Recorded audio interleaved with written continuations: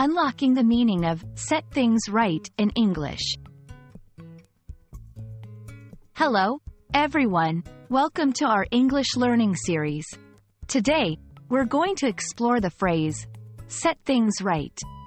Understanding such phrases not only enhances your vocabulary but also helps you grasp the nuances of English.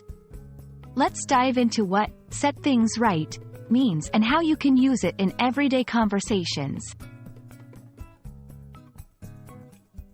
The phrase, set things right, is used when talking about correcting a mistake or fixing a problem. It implies taking action to restore a situation to its correct or proper state. This phrase is often used in both formal and informal settings. For example, if you accidentally spill coffee on a friend's book, you might say, "I'm sorry. Let me set things right by buying you a new one."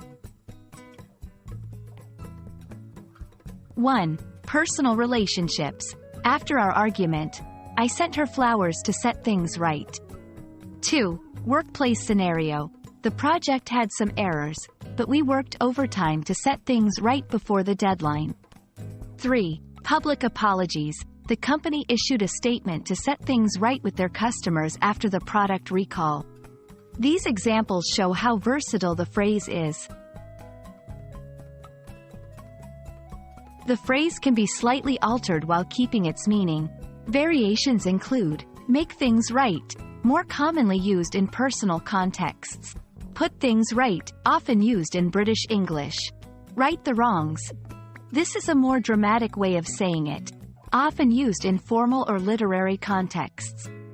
Understanding these variations can enrich your conversation skills.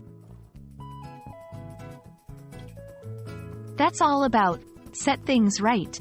Remember, mastering such phrases will make your English more fluent and natural. We hope this video has been informative and enjoyable. Keep practicing, and see you in the next lesson.